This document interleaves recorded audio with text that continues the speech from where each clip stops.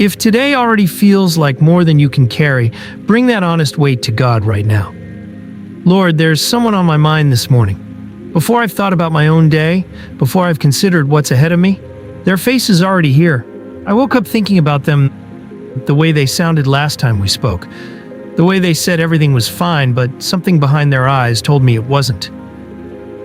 I've been carrying that conversation with me for days now, and this morning it's the first thing I feel. I don't know exactly what they're going through. They haven't told me everything, and I haven't pushed. But I can sense the weight on them, something heavy enough that they've started pulling away, started going quieter, started handling things alone in a way that worries me. And the honest truth, Father, is that I want to fix it. I want to say the right thing, do the right thing, show up in exactly the way that makes it better. But I'm realizing this morning that what they're carrying might be beyond what my love alone can reach. That's a hard thing to admit, because when someone you care about is struggling, standing still feels like failure. Not calling again feels neglectful. Not having an answer feels like you're not doing enough.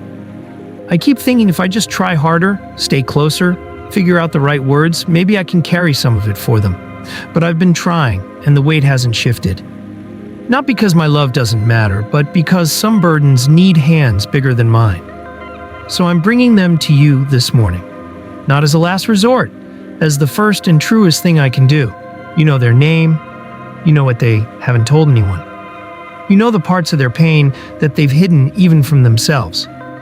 And you are closer to them right now in whatever room they're sitting in. Whatever silence they're carrying than I could ever be, even at my most present. I pray you would meet them in a way I can't. Not in a dramatic way, necessarily. Maybe just in a moment today where something feels slightly less impossible. A small mercy. A conversation that lifts something. A reminder, however faint, that they are not forgotten. I don't need to understand your plan for them. I just need to trust that you have not looked away. And Father, teach me what my role actually is. Not the role I've assigned myself, the fixer, the one who holds everything together for the people I love, but the role you've given me. Maybe today that means a simple message. Maybe it means being available without being anxious. Maybe it means praying like this more often and trying to rescue less often. Help me love them without needing to control what happens to them. That kind of love requires a strength I don't naturally have. I think about how Jesus wept with those who were grieving, how he sat with people in their pain without rushing to remove it. That patience, that willingness to be present without demanding to be the solution, is what I need. Because my instinct is to sprint toward the problem. And sometimes the most faithful thing is simply to stay, and to trust that you are already working in spaces I cannot see. This morning I release them to you. Not because I've stopped caring, because I care too much to pretend my worry is the same as your wisdom. Hold them today, Lord. Hold them in the ways I keep trying to and falling short. And when the time is right, when they're ready, when the door opens, show me how to be useful.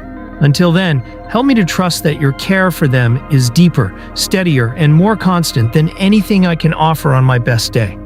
Thank you that loving someone enough to bring them here to this quiet place before you is not doing nothing.